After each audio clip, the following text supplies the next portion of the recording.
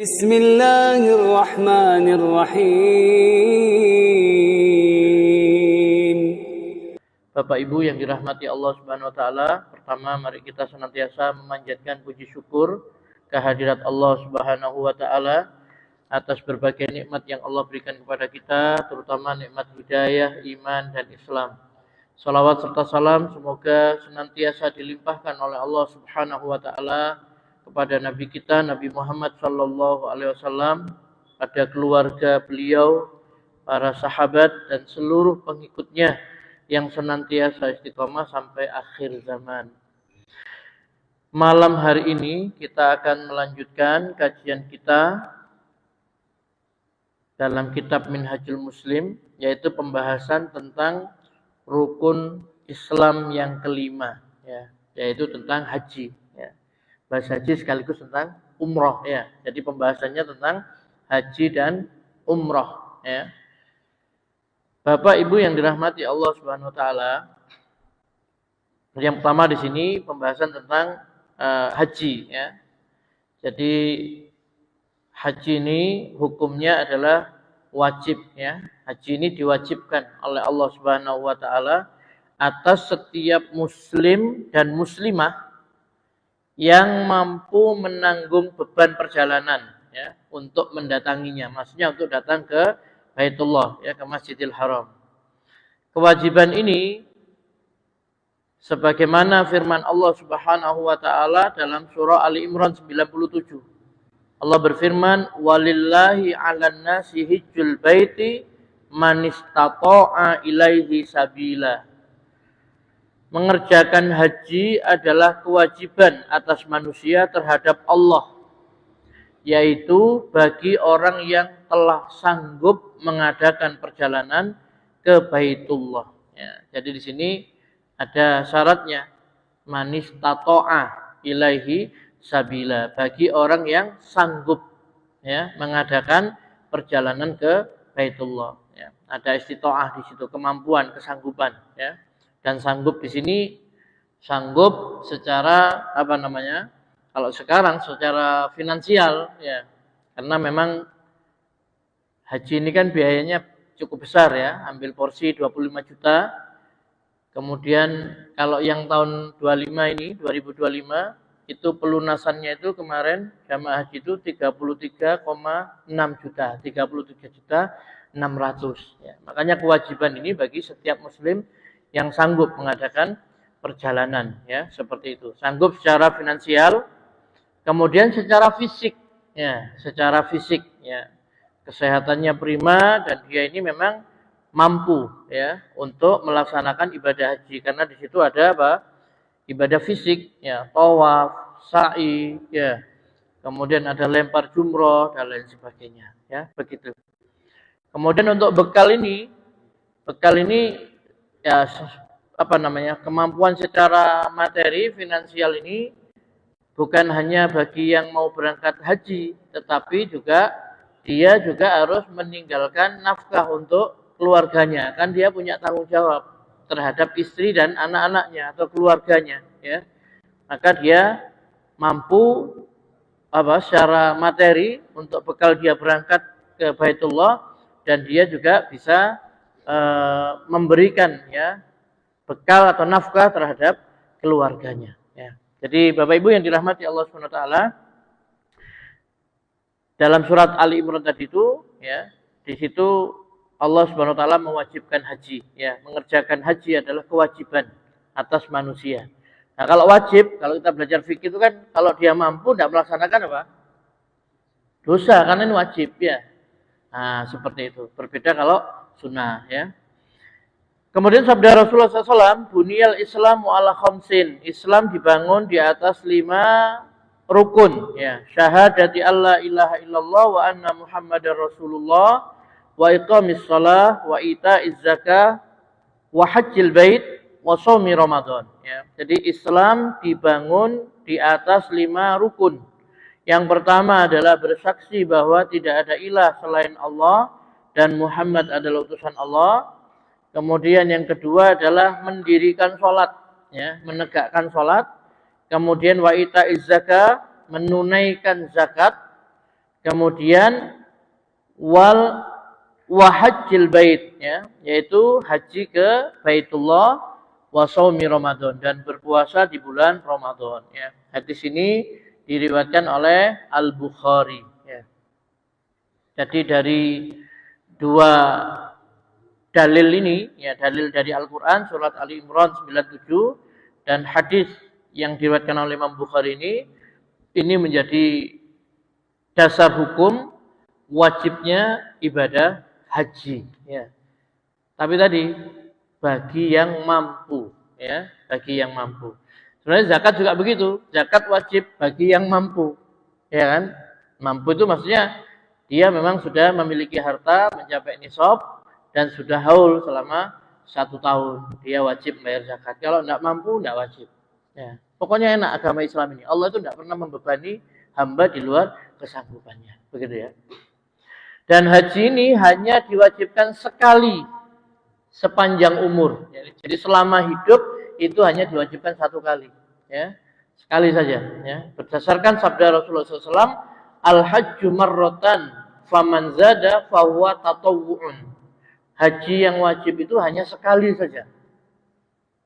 Barang siapa yang menambahnya, maka hajinya itu merupakan tatawwu', yaitu tambahan. Ya. Jadi sunnah berarti, ya. Kan ada orang yang haji 2 kali, 3 kali, bahkan ada yang sampai 30 kali, ya. Kalau memang sejak mahasiswa di sana, tiap tahun di sana, ya. Tapi sekarang kan sudah tidak bisa seperti itu. Kalau sekarang ini orang yang baru berangkat haji, dia mau haji lagi, daftarnya itu 10 tahun lagi, baru bisa daftar. Ya. Kemarin ada teman saya, dosen di Unmer itu, doktor, setelah pulang dia daftarkan anaknya 2, ya, haji. Itu antrinya 35 tahun. Jadi sekarang dia daftar, berangkatnya nanti 35 tahun lagi, kira-kira anaknya itu sudah usia 47 tahun. Baru dia berangkat haji. Ya. Nah, kecuali nanti ada perubahan-perubahan, ya. Nyatanya mau buat perkampungan haji, kemudian penambahan kuota, bahkan 2030 nanti kuotanya nanti ditambah banyak dan lain sebagainya, ya. Ya mudah-mudahan, ya. Tapi kalau sampai sekarang informasinya itu, kalau haji plus itu masih antri sekitar 7 tahun. Ya. Kalau haji yang reguler itu 35 tahun. Ya. Nah, kalau furoda ini sekarang, kemarin kan tidak ada Pak, gagal Pak, ya. Cuma banyak yang apa? Yang tidak keluar visanya itu, ya. Begitu. Baik, jadi haji itu wajibnya hanya 1 kali saja. Dulu ada sahabat bertanya kepada Rasulullah, ya Rasulullah, haji kan diwajibkan haji. Berapa kali ya Rasulullah? Ya. Nah, dia bertanya. Ya. Kalau sekarang kalau saya katakan setiap, ya, maksudnya sampai Rasulullah SAW mengatakan setiap tahun sekali, maka kalian tidak akan mampu. Ya. Jadi haji itu wajibnya cuma sekali seumur hidup. Ya. Dengan catatan dia, dengan syarat dia mampu. Kalau tidak mampu tidak diwajibkan. Ya. Hanya saja haji itu disunnahkan untuk diulangi setiap 5 tahun sekali. Jadi sunnahnya kalau mau ulangi haji lagi 5 tahun sekali. Cuma di kita tidak bisa, ya, karena antrinya harus 35 tahun. Yang plus saja, yang harganya sampai 200 juta itu antrinya 7 tahun, ya, 6 tahun, 7 tahun, ya. Rasulullah SAW bersabda, "Inna abdan sahhahtu lahu jismahu wa wasa'tu alaihi fil ma'isyah yamdi alaihi khamsatu a'wamin la yafidu ilayya la mahrumun." Ya. Telah aku sehatkan badannya. Ini kata Allah SWT. Ya. Jadi ini hadis qudsi disabdakan Rasulullah SAW dari Rabb-nya. Ya. Telah aku sehatkan badannya dan aku lapangkan kehidupannya hingga berlalu 5 tahun, tapi dia tidak mengunjungi rumahku.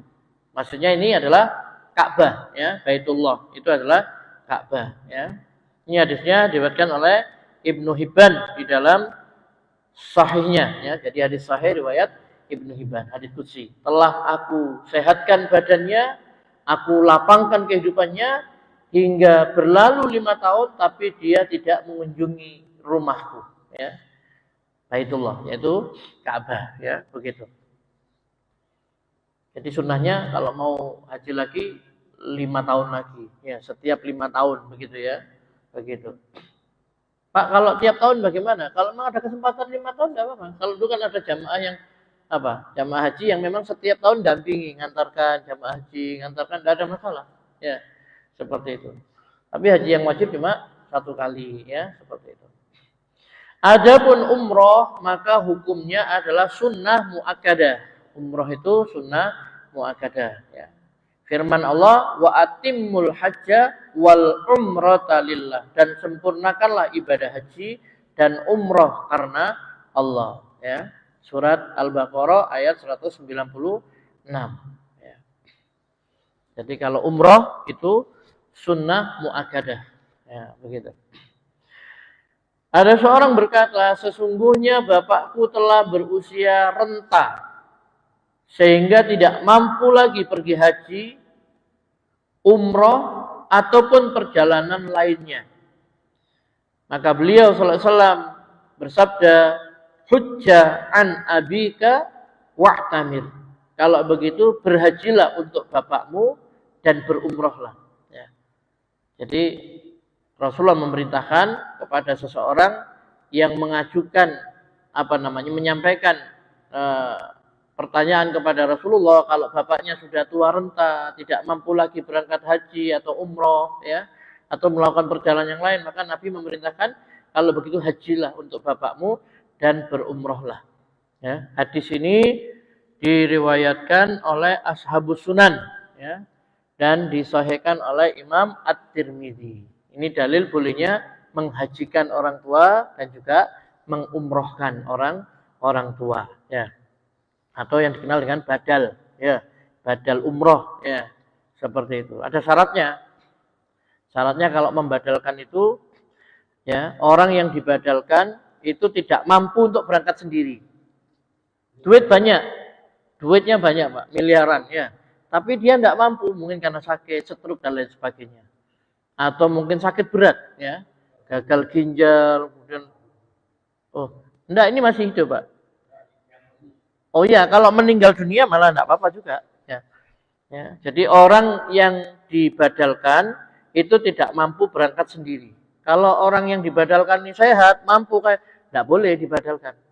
Jadi dia berangkat sendiri, umrah sendiri. Tapi ini orang tuanya sudah tua renta, ya. Kalau umur kita mungkin sudah usia 100 tahun gitu misalkan, ya, sudah jalan tidak kuat dan lain sebagainya, nah itu bisa, ya, dibadalkan, ya. Yang kedua, orang yang membadalkan sudah umroh untuk dirinya sendiri. Jadi yang mau menggantikan orang tuanya atau siapapun yang mau digantikan, dibadalkan itu, orang yang mau menggantikan ini dia sudah harus umroh terlebih dahulu, ya. Begitu juga kalau dia badal haji, ya.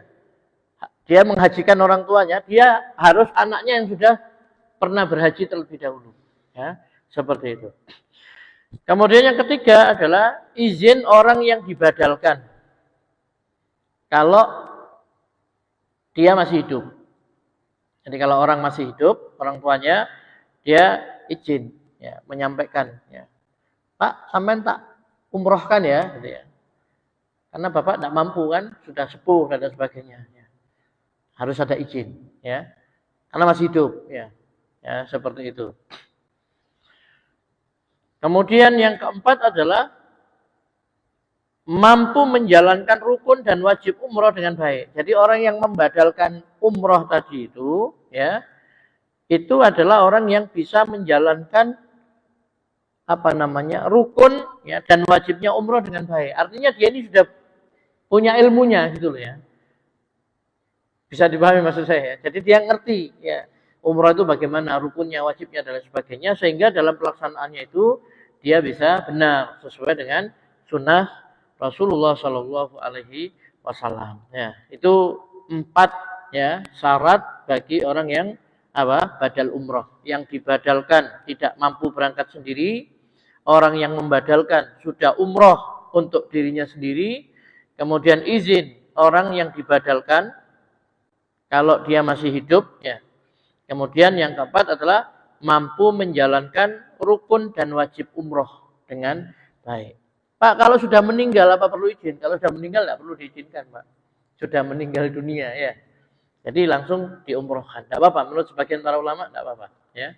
Ini orang tuanya belum sempat umroh misalkan ya. Dulu sudah ada keinginan mau berangkat umroh, qadarullah sakit, kemudian meninggal dunia. Anaknya kebetulan sudah umroh. Ya. Kemudian dia mengumrohkan orang tuanya yang sudah meninggal dunia. Ya, begitu.